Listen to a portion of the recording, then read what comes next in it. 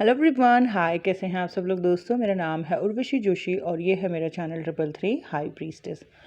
दोस्तों, एक दो दिन पहले मैंने एक वीडियो आप लोगों के साथ शेयर किया था कि इस तरीके के लोग आफ्टर योर अवेकनिंग, और उसमें मैंने एक्सप्लेन किया था कि आफ्टर योर अवेकनिंग दोनों प्रकार के लोग आपकी लाइफ में आते हैं, है ना। क्योंकि अच्छी और बुरी दोनों चीज़ें आपके अंदर हैं, तो उसी तरीके के लोगों को आप अट्रैक्ट करते हो। पुराने लोग जो हैं वो हटने लगते हैं आपकी ज़िंदगी से, दूर होने लगते हैं, और जो नए प्रकार के लोग हैं जिनकी ज़िंदगी में इश्यूज़ ज़्यादा चल रहे हैं या जो स्पिरिचुअल जर्नी में है, इस तरीके के लोगों को आप देखोगे कि आपकी लाइफ में आना वो शुरू कर देते हैं। अच्छाई और बुराई दोनों आपके अंदर है, तो आप ये देखते हो कि जो लोग आपकी तरफ आ रहे हैं या तो वो बहुत ज़्यादा दिल के साफ़ हैं, बहुत ज़्यादा रास्ता दिखाने वाले हैं, या तो आप देखोगे कि बहुत ज़्यादा बुराइयां करने वाले लोग हैं। और मैंने कहा था कि आप अपने आपने बेसिकली जब आप इनर वर्क करते हो या शैडो वर्क करते हो, तो जैसे आप अपने अंदर से अपनी बुरी चीज़ों को निकाल रहे हो, स्वच्छ कर रहे हो, तो बाहर से भी आपने ऐसे लोगों को जो है अवॉइड करना है जो दिमाग में गलत विचार डालते हों।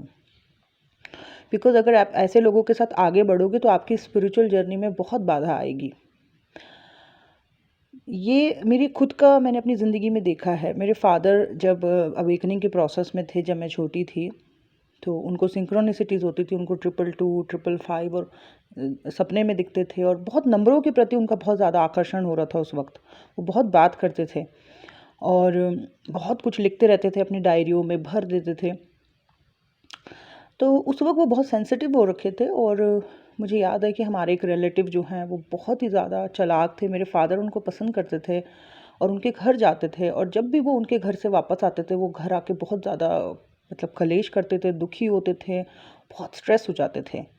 तो वो उल्टी सीधी बातें मेरे फादर के दिमाग में डालते थे, नेगेटिव बातें उनके सामने बहुत ज़्यादा करते थे, और इसी नेगेटिव सर्कल की वजह से और ऐसे नेगेटिव सर्कल्स की वजह से मेरे फादर जो हैं कभी हील नहीं हो पाए, बैलेंस नहीं हो पाए, और एक दिन जो है सिर्फ 50 साल की उम्र में दुनिया से चले गए। सो ये चीज़ जो है मैंने अपनी आँखों से देखी है कि कैसे नेगेटिव सर्कल जो है आपको बहुत ज़्यादा, या नेगेटिव लोग जो हैं कैसे आपके दिमाग को जो है पूरा ख़राब कर देते हैं। बहुत ज़्यादा बंदा सेंसिटिव हो जाता है आफ्टर अवेकनिंग। पुरानी बातें याद आती हैं, जो लोगों ने उसके साथ क्या किया।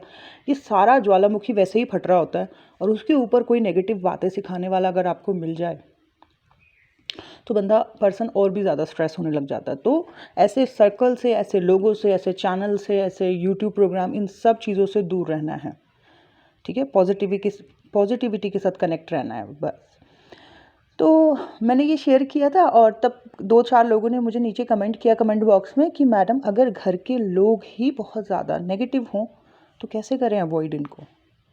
सो अगर आपकी भी स्थिति ऐसी है कि आपके घर के लोग ही नेगेटिव हो रखे हैं, हो सकता है आपके पेरेंट्स, हो सकता है कि आपके सास ससुर, आपके रिश्तेदार, और हो सकता है कि आपका पार्टनर हस्बैंड या वाइफ बहुत ज़्यादा नेगेटिव आपके साथ बिहेव कर रहे हो, तो ऐसी स्थिति में कैसे अवॉइड करेंगे इन लोगों को। बाहर के लोगों को अवॉइड किया जा सकता है, ऐसे रिलेटिव्स को अवॉइड किया जा सकता है, ऐसे दोस्तों को, प्रोग्राम्स को, यूट्यूब को अवॉइड किया जा सकता है। बट अगर घर में ऐसा माहौल मिल रहा हो तो ऐसे पर्सन को थोड़ा ज़्यादा और लोगों से ज़्यादा खुद के ऊपर काम करना होगा, और इसी को लेके ये वीडियो है। तो सबसे पहले समझते हैं कि क्या हो रहा है आपके साथ, किस तरीके का बिहेवियर हो रहा है, क्या कर रहे हैं अगर आपको घर में ही इतना ज़्यादा हाई नेगेटिव एटमॉस्फेयर मिल रहा है। क्या आपका पार्टनर आपको बिल्कुल भी नहीं समझता, क्या हमेशा आपसे बहस करता है, कि आपके विचारों को अंडरस्टैंड नहीं करता या करती कि आप क्या सोच रहे हो, क्या चाह रहे हो। क्या आपके माँ बाप जो हैं बहुत ज़्यादा अब्यूज़िव हैं, क्या वो अपने टाइम पे हील नहीं हो पाए, और जो नेगेटिविटी उन्होंने अपनी ज़िंदगी में देखी वही नेगेटिविटी वो आपको थ्रो कर रहे हैं। या ज़बरदस्ती जो उनके सपने खुद के पूरे नहीं हो पाए, वो सपने वो सोसाइटी में दिखाना कि हमारे बच्चे करके दिखाएंगे, ऐसा कोई प्रेशर आपके ऊपर बना रखा है। क्या आपके सास ससुर आपकी पोटेंशियल्स को बाहर नहीं आने देते। हो सकता है कि किसी चीज़ के आप काबिल हों, लेकिन आपको डरा के रखा हुआ, आपको नहीं, जैसे जॉब पे ना जाने देना, या अपनी पोटेंशियल्स को बाहर नहीं आने देना, आपको दबा के रखना, ऐसे करके रखते हैं। और आपकी घर ससुराल में जो है बिल्कुल सास ससुर की बात मान के चलनी है, क्योंकि ये सिखाया गया है मायके से। इस तरीके की वजह से, इस थॉट प्रोसेस की वजह से, या इस विचार की वजह से आप दबे पड़े बैठे हो।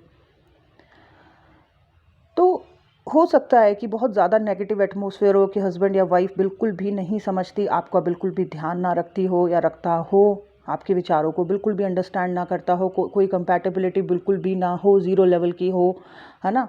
और आपको किसी भी प्रकार का मेंटल, फिज़िकल या किसी भी प्रकार का सुख ना मिल रहा हो उस इंसान से, माँ बाप ने जो है ज़बरदस्ती पढ़ाई का प्रेशर बना रखा हो, या सास ससुर ने जो है बहुत ज़्यादा दबा के रखा हो, बेइज्जत करते हों, या अपने हिसाब से आपको चलाते हो कठपुतली बना के। तो देखो, अगर ऐसे माहौल में आप जी रहे हो तो है तो ये स्थिति काफ़ी भयानक, वैसे देखा जाए तो आपके ऊपर, आप लोगों के ऊपर ज़्यादा प्रेशर है देखा जाए तो।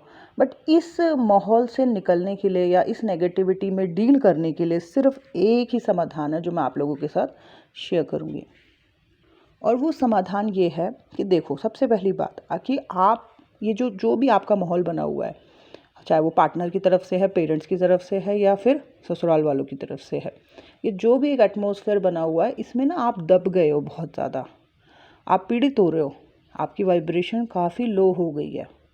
जो भी आपको सिखाया गया है, या जो भी प्रेशर आपके माइंड में बना रखा है, या जो भी फियर्स आपके अंदर भरे हुए हैं, उन सब चीज़ों के चलते ना आप बहुत ज़्यादा दब गए हो, डर गए हो। ठीक है। सबसे पहले तो देखो, इन लोगों से भिड़ने का, बहस करने का कोई फ़ायदा नहीं है, क्योंकि कोई रिज़ल्ट नहीं होगा। ये और ज़्यादा बदनाम करेंगे, और ज़्यादा आपको दुखी करेंगे।